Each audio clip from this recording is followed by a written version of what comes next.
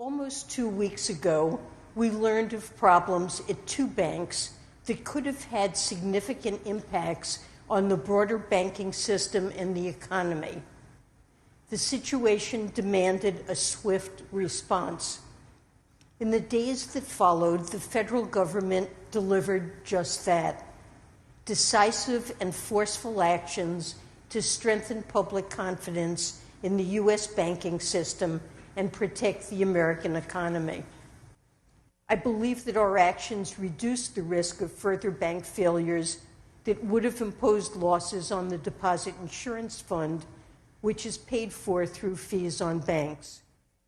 And you should rest assured that we will remain vigilant.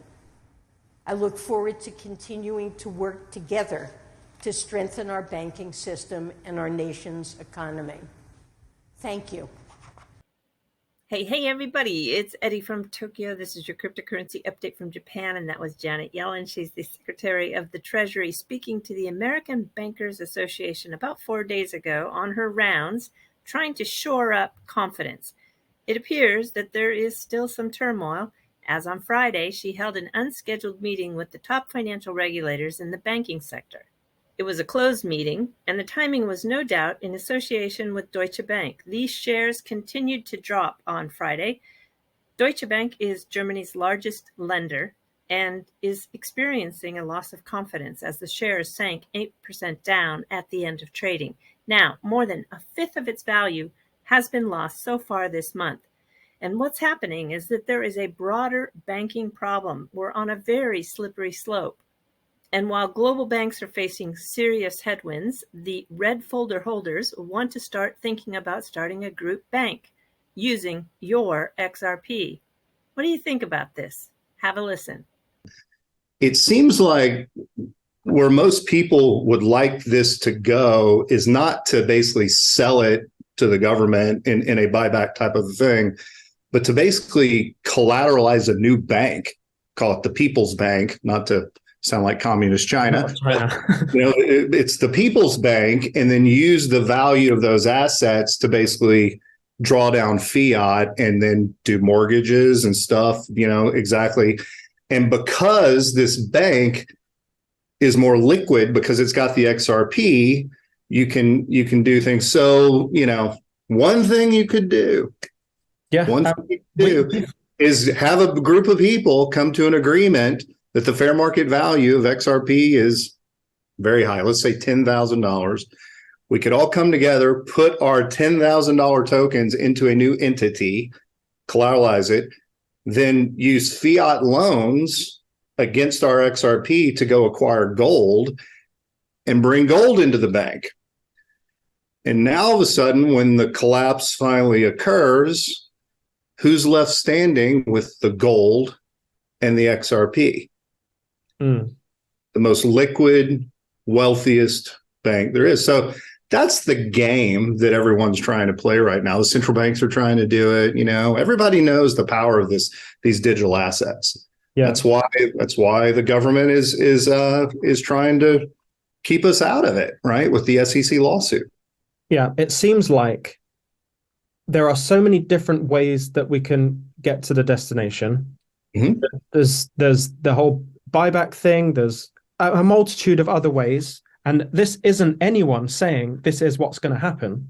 Correct. What we're saying is that there are many ways we're going to get there, but what seems to be the ideal outcome, regardless of how it gets there, is to start thinking like a bank, working together, collaborating with others in trusted groups, operate like banks, and you'll come out the other side, regardless of how it gets there, buybacks, whatever happens or doesn't happen. It seems like thinking like a bank is the way to go. So this is the most beautiful conversation I think I've had to date on this topic. I can see it. You got it. That's Jimmy Valley, your local oil and gas guy in Houston that's gone into crypto advisory. He was on Crypto Lulu's channel, and so I'll put a link to the full video in its entirety in the description below. If you've been around in this space for a while, then what I'm about to say is quite obvious. But if you're new, there is a number one rule of crypto: not your keys, not your crypto. Don't let anybody play games with your crypto. I'm going to let Sherry take you out. It's another clip from when we discussed the SEC versus Ripple case. She is following every move by all parties, and I asked her what surprised her the most. But first, before we jump over to that, I want to jump to the fluff. It's a wonderful story today from the Mainichi Shimbun, one of the big media, traditional medias here in Japan. And what you're looking at here is Katsumi Kito. He is in central Japan, the city of Nagoya. And he is just recovering with his restaurant from the last 2 years of closure. In his prefecture, there are 547 single-parent households with children under the age of 20. About 13% lost their jobs, and 42% said that their work has decreased. 53% have responded to a survey that says life has been more difficult. And as a community member, he began offering a free meal for the one single-parent family each week. Every Saturday from 5:30 to 7, there is an awaza set served, saving $19 per person. Person basically eats for free. Here is his restaurant, and I think if you're in Nagoya, this would be a wonderful place to visit. It only has 7 tables, but what a nice feeling it would be to pay him back for his kindness that he's bringing to his community. So do enjoy the clip that I'm going to bring you with Sherry, where she is discussing the things that surprised her about the case. All right, everybody, do take care. Sayonara for now. Bye-bye. There's been a lot of surprising moves. I'm sure that there's some that have really stood out for you. I'd love to know within the 3 different camps who are involved, that would be Deaton, and then Ripple and SEC, what was your most like, oh my gosh moment or surprising moment from each one of those participants? Okay, well, I'd have to say what the first thing that comes to mind, at least for the SEC, was their stance on the Hinman speech. I've never seen so much back and forth that truly in front of, so many people, the media, the public, like all those that are following the case, this would be embarrassing. First, the SEC's stance is that the Hinman speech was his personal opinion. And even under oath, he testified during depositions that, yes, this is my personal opinion. And then all of a sudden you get a complete 180, and it is the director of Corporation of Finance. And then to explain that, it was now, oh, well, he used his position to help formulate his personal opinion while acting as the director of Corporation of Finance. That was surprising. Yeah, it would be funny if I wasn't, actively watching this play out. It's not funny. I'm sure it'll be funny later, but yeah, we'll see on that. I think the judge was not amused at all with that changing horses in the middle of the stream. She called him out on it. At least the magistrate judge did, Judge Netburn. When she called him out on that, it was one of those yes moments. Yeah. So that one was shocking. How about Ripple, their legal team? With Ripple's legal team, not one specific filing or action they did I would classify as surprising, but seeing that they hired Michael Kellogg, he's a Supreme Court advocate, and he does litigation at the higher levels.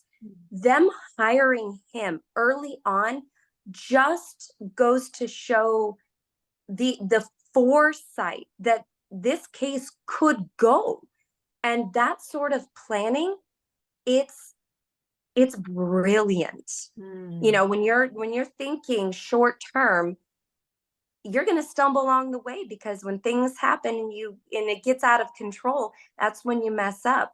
For the Ripple team, it almost seemed like they had this down, going, all of these things can happen. Let's bring the big guns.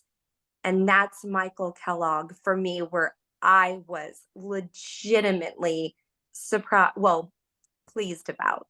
Yeah, interesting. And John, there's many, right? For me, there's been many. What has been surprising for you from John? His steadfast notion of getting things done. He's shown himself to not just say what needs to happen, but actively do. He's been such a voice in this space, and there were times where things could have gotten him down.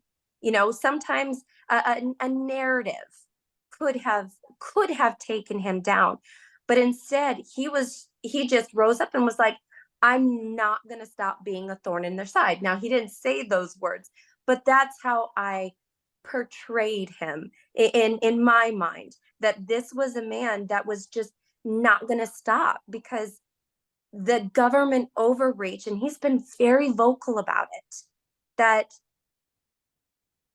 if he can do something about it, he's going to do it. And since there's a lot of us, he's heading that horse. He's the voice getting that message out there. And that sort of tenacity is most surprising. Yeah. I loved the action he took at the library case in in conversing with the judge. That was amazing. That was amazing. Yes, that was. And I'd like to think that his involvement in that, in representing Naomi Rockwell, I don't think anyone really saw that coming, because the case was already concluded. Right. And him showing up, I'd like to think he ultimately made that difference in allowing the LBC token of libraries to not get that permanent injunction that normally follows with a Section 5 violation of the securities laws. Yeah. So I'd like to think that it was brilliant.